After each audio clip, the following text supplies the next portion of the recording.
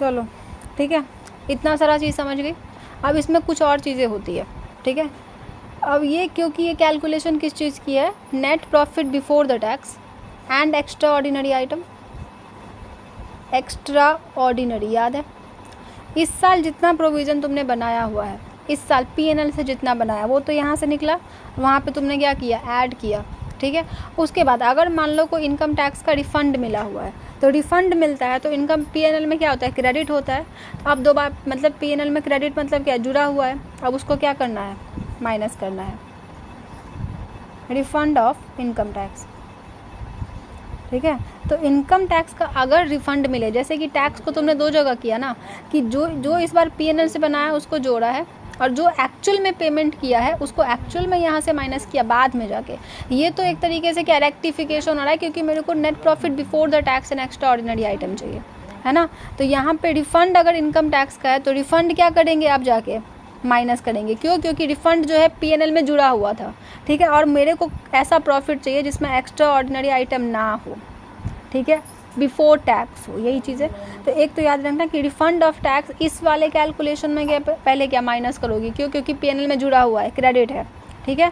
और क्योंकि ये जो रिफंड है ये एक्चुअल में ऑपरेटिंग इनकम है, इनफ्लो हो रहा है, तो बाद में जाके जब सारा काम कर लेंगे ना, तो बाद में जाके इसको जोड़ेंगे ज़रूर, रिफंड ऑफ टैक्स,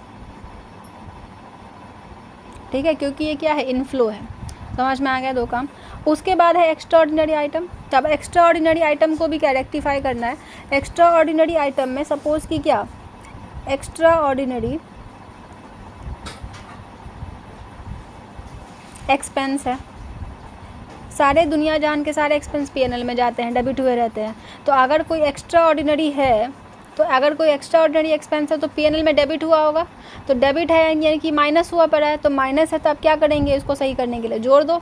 क्यों, क्योंकि हम उल्टा जा रहे हैं ना, ऊपर जा रहे हैं प्रॉफिट में, ऐसे प्रॉफिट जिसमें एक्स्ट्रा ऑर्डिनरी चीज़ें ना हो, वैसे करके। तो इसीलिए एक्स्ट्रा ऑर्डिनरी एक्सपेंस को क्या करते हो, जोड़ते हो। और वही अगर सही में एक्स्ट्रा ऑर्डिनरी इनकम हो जाए तो उसको क्या करते हैं, माइनस करते हैं, ठीक है। जैसे कि वो बोला था इंश्योरेंस क्लेम मिला हुआ है, इंश्योरेंस क्लेम में क्या होता था, एक्स्ट्रा ऑर्डिनरी इनकम होता था। तो उसको जब मैं net profit before the tax and extra ordinary item जब मैं यहाँ पे फर्स्ट कैलकुलेशन करती हूँ, तो सारे एक्स्ट्रा ऑर्डिनरी इनकम और एक्सपेंस के इफेक्ट को हटाना होता है। तो एक्सपेंस था वो माइनस हुआ था, तो अब इसको दोबारा से जोड़ दिया इफेक्ट हटाने के लिए। और अगर कोई एक्स्ट्रा ऑर्डिनरी इनकम हुआ तो उसके इफेक्ट को हटाने के लिए क्या किया, मैंने माइनस किया, और यहाँ से मैंने माइनस कर दिया, ठीक है। ये हो गया। यहाँ पे करने के बाद उसके बाद अब जो अमाउंट आएगा इसको क्या बोलेंगे, net profit before the tax and extra ordinary item, ठीक है। अब इस अमाउंट को उठा के किधर लेके जाएंगे, यहाँ पे, और अब यहाँ पे लिखेंगे क्या, net profit before the tax and extra ordinary item, ठीक है। अब हो गया कैलकुलेशन। डेप्रीसिएशन, रुको, यहाँ डेप्रीसिएशन इस फॉर्मेट के अंदर होगा, डेप्रीसिएशन इधर नहीं होगा, ठीक है, क्योंकि ये उसकी कैलकुलेशन है, ठीक है। अब देखो ये निकाल लिया।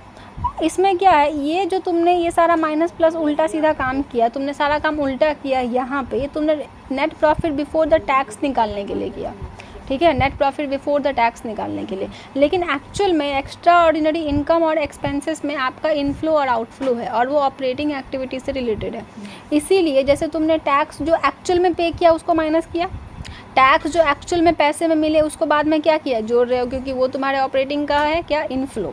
वैसे ही एक्स्ट्रा ऑर्डिनरी इनकम और जो एक्सपेंसेस है, बाद में जाके यहाँ पे एक्स्ट्रा ऑर्डिनरी इनकम को क्या कर देना होता है, जोड़ देना होता है, और एक्स्ट्रा ऑर्डिनरी एक्सपेंसेस को माइनस कर देना होता है ऑपरेटिंग एक्टिविटी में। यहाँ पर तुमने ये जो काम किया है वो उल्टा किया है। क्यों, क्योंकि before the tax and extra ordinary item ये लिख लिया, बट एक्चुअल में income tax, refund, extra ordinary item, extra ordinary income है चाहे एक्सपेंस है, उसकी ट्रीटमेंट ऑपरेटिंग में होती है एट द एंड में जाके, और उसके बाद यहाँ पर net cash flow from operating activity आता है, ठीक है। तो जैसे ही यहाँ पे ये काम करोगी ना, तुरंत यहाँ पे ये डाल देना अगर इनकम और एक्सपेंस आए कुछ, ठीक है। तो ये हो गया, ये समझ गई। जब यहाँ पर आता है net profit before the tax and extra ordinary item, उसके बाद सबसे पहला काम क्या होता है, नॉन कैश एक्सपेंडिचर, जिसमें सिर्फ क्या है, दो ही चीज़ें हैं। एक तो है कौन सा, डेप्रीसिएशन, और दूसरा क्या है, अमोर्टाइजेशन। तो डेप्रीसिएशन अमोर्टाइजेशन को क्या करना है, ऐड करना है। क्यों ऐड करना है, क्योंकि डेप्रीसिएशन अमोर्टाइजेशन नॉन कैश है, ठीक है, नॉन कैश है, तुमने इसको पीएनएल में डेबिट किया, यानी कि पीएनएल में क्या माइनस किया हुआ है। अब दोबारा क्या करो, इसको जोड़ दो, ठीक है, तो जोड़ दो, तो यहाँ पे तुमने क्या किया, ये मान लिया। उसके बाद ये इनडायरेक्ट मेथड किस अजम्पशन से चलता है कि net profit before the tax है ना, ये कैश में आपको मिला हुआ है, इसलिए इस अजम्पशन से इसलिए इनडायरेक्टली चल रहा है, ठीक है। तो डेप्रीसिएशन अमोर्टाइजेशन सबसे पहले लेंगे। जब डेप्रीसिएशन अमोर्टाइजेशन ले लेंगे, उसके बाद दूसरी चीज़ क्या देखेंगे, आपका कुछ ऐसी इनकम होगी जो नॉन ऑपरेटिंग इनकम होगी, ठीक है, और कुछ ऐसा होगा नॉन ऑपरेटिंग एक्सपेंसेस, है ना। तो नॉन ऑपरेटिंग इनकम और एक्सपेंसेस के साथ क्या करना है, जो इनकम पीएनएल में क्रेडिट हुआ पड़ा है, यानी कि जुड़ा है, लेकिन वो ऑपरेटिंग से रिलेटेड नहीं है, सपोज़ कि वो कोई इन्वेस्टिंग से रिलेटेड है या फाइनेंसिंग से रिलेटेड है, ठीक है, इनकम है, जुड़ा हुआ है, तो अब क्या करना है, उसको माइनस करना है। क्यों माइनस करना है, क्योंकि वो ऑपरेटिंग का हिस्सा नहीं हो, किसी और का हिस्सा होगा, ठीक है। अगर कोई नॉन ऑपरेटिंग खर्चा है, नॉन ऑपरेटिंग एक्सपेंस है, वो पीएनएल में डेबिट हुआ है, यानी कि माइनस हुआ है, तो आप क्या कर दो, उसको ऐड कर दो, क्योंकि वो ऑपरेटिंग का हिस्सा नहीं है, ठीक है। हमें यहाँ पे सिर्फ ऑपरेटिंग एक्टिविटी का कैश फ्लो चाहिए। तो पहले net profit before the tax and extraordinary item निकाला, दूसरे बाद नॉन कैश एक्सपेंसेस के साथ डील किया, उसको उल्टा किया, उसके बाद नॉन ऑपरेटिंग इनकम और एक्सपेंसेस में, फॉर एग्जांपल जैसे कि अगर मशीन सेल करते थे तो वहाँ पे प्रॉफिट और लॉस आता था ना, सेल ऑन मशीन्स, मतलब profit on sale of machinery, या फिर loss on sale of machinery, या डिवेंचर का इंटरेस्ट आता है, ये सब आता है ना, डिवेंचर का इंटरेस्ट, ये सब। तो ये सब क्या नॉन ऑपरेटिंग और नॉन ऑपरेटिंग इनकम और एक्सपेंस में आया ना, क्योंकि मशीन को सेल और बेच करने वाला तो इन्वेस्टिंग में जाएगा, डिवेंचर इंटरेस्ट फाइनेंसिंग में जाएगा, लेकिन वो पीएनएल में है। अगर पीएनएल में कोई भी दुनिया जहान की ऐसी चीज़ जो ऑपरेटिंग से रिलेटेड नहीं है, इससे रिलेटेड है और इससे रिलेटेड है, तो उसको यहाँ से क्या, उसका इफेक्ट को हटाना होगा। तो उसके इफेक्ट को हटाने के लिए आप वहाँ पे माइनस प्लस वहाँ खुद ही देख सकते हो, इसमें रटने की ज़रूरत नहीं है। आई बात समझ में। जब ये सारा कुछ हो गया तो इन सारे को करने के बाद क्या आता है पता है, operating profit before the working capital change, है ना, बिफोर WC चेंज। तो मतलब एग्जाम में ऐसा भी हो सकता है कि सिर्फ ऐसा बोले कि operating profit before the working capital change बताओ, ठीक है। तो ये बात ध्यान रखना कि ये निकाला, उसके बाद non cash expenses non operating के साथ डील किया, वहाँ पे आ गया operating profit before working capital change, ठीक है। और इसके लिए क्या करना है वो, उसके बाद अब वर्किंग कैपिटल चेंज आ गया। उसके बाद मैंने क्या बोला था, वर्किंग कैपिटल में दो चीज़ें आएंगी, एक तो करंट एसेट, करंट लायबिलिटी। मैंने बोला था करंट एसेट का, ठीक है, और करंट लायबिलिटी का। करंट एसेट का आपके कैश फ्लो के साथ, मैंने याद करने के लिए शॉर्ट फॉर्म में बोला था कि करंट एसेट का कैश फ्लो के साथ कैसा रिलेशन है, इनवर्स, ठीक है। और करंट लायबिलिटी के साथ कैसा रिलेशन है, डायरेक्ट। करंट लायबिलिटी बढ़ी, कैश फ्लो बढ़ा, करंट लायबिलिटी कम हुई, कैश फ्लो कम हुआ, ठीक है। करंट एसेट बढ़ा तो कैश फ्लो क्या हो गया, कम, मतलब कैश आउटफ्लो हुआ।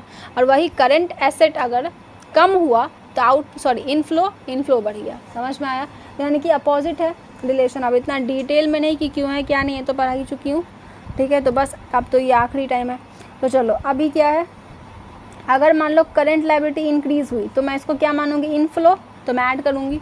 अगर करंट लायबिलिटी डिक्रीज़ हुई है तो मैं इसको क्या मानूंगी, आउटफ्लो, तो मैं उसको क्या माइनस करूँगी। वैसे ही अगर करंट एसेट है ना, तो करंट एसेट अगर इंक्रीज़ हुआ तो मैं यहाँ पे इसको क्या मानूंगी, आउटफ्लो।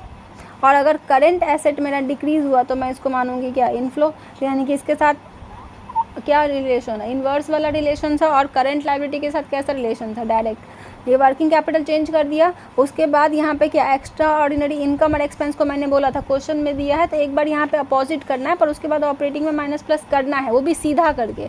एक्सपेंस है तो माइनस, इनकम है तो क्या, प्लस। अपोजिट सिर्फ यहीं पर करना था रेक्टिफाई के लिए।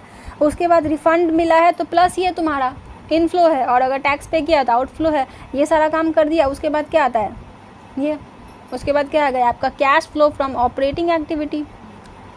ये सब कुछ किस में था, इनर वाले कॉलम में था, इनर वाले, और सिर्फ ये आउटर वाले कॉलम में था ना, दो कॉलम। ये डिटेल्स वाले कॉलम में, आउटर वाले कॉलम में रखना है, ठीक है, ताकि आउटर वाले कॉलम में सिर्फ मेन कैश फ्लो ही आए। उसके बाद इन्वेस्टिंग में जैसे क्या की चीज़ थी, सपोज कि तुमने सेल किया है, सेल ऑफ मशीन है, एसेट को अगर सेल किया है तो एसेट को सेल करने से क्या आ रहा है तुम्हारा, इनफ्लो हो रहा है, प्लस हुआ। मशीन को परचेज़ किया, परचेज़ ऑफ कोई मशीन मतलब कोई सा भी एसेट ले लो, मशीन को कोई सा भी एसेट परचेज़ किया, आउटफ्लो गया, आउटफ्लो गया।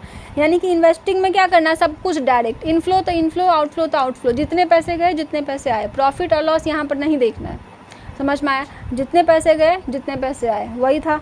उसके बाद इसमें और चीज़ें क्या, जैसे फॉर एग्जांपल तुमने कहीं पे इन्वेस्टमेंट किया, परचेज़ किया, इन्वेस्टमेंट जैसे किसी और कंपनी के शेयर्स और डिवेंचर्स में पैसे लगाए थे तो वहाँ पे इन्वेस्टमेंट परचेज़ किया, यहाँ पैसा गया, अगर वही इन्वेस्टमेंट को कभी क्या करोगे, सेल करोगे तो फिर पैसा तुम्हारा आएगा, ठीक है। इन्वेस्टमेंट कहीं पर अगर इन्वेस्टमेंट किया हुआ और इन्वेस्टमेंट से अगर इंटरेस्ट आ रहा है, ठीक है, इन्वेस्टमेंट से अगर इंटरेस्ट आएगा, जैसे कि इंटरेस्ट ऑन इन्वेस्टमेंट, ठीक है, तो वो इनफ्लो है, तो इनफ्लो है तो तुमने यहाँ पे ऐड किया। लेकिन इंटरेस्ट ऑन इन्वेस्टमेंट जो होता है, कोई भी दुनिया जहान की इनकम और एक्सपेंस पीएनएल में जाती है, तो इन्वेस्टमेंट का जो इंटरेस्ट होगा वो तुम्हारे पीएनएल में भी गया होगा ना, क्रेडिट वाले साइड जुड़ गया होगा, लेकिन है वो किससे रिलेटेड, इन्वेस्टिंग से।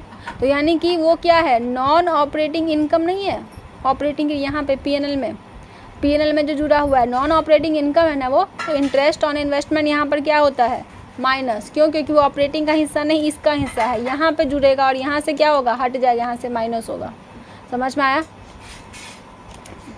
वैसे ही कोई मशीन को तुमने सेल किया, मशीन को सेल किया, एसेट को सेल किया, तुम्हारा प्रॉफिट होता था, तुम लेजर बनाती थी तो प्रॉफिट होता था, तो प्रॉफिट होता था तो फिर से वो प्रॉफिट किधर जाएगा, पीएनएल के क्रेडिट वाले साइड, तो पीएनएल के क्रेडिट वाले साइड जाएगा तो वो क्या है, नॉन ऑपरेटिंग इनकम है ना, क्यों, क्योंकि वो वाला जो प्रॉफिट है वो इन्वेस्टिंग का है ना कि ऑपरेटिंग का होता था, तो ऑपरेटिंग का नहीं था तो वो क्या था, नॉन ऑपरेटिंग इनकम था, और फिर जाके क्या हो रहा था, माइनस हो रहा था।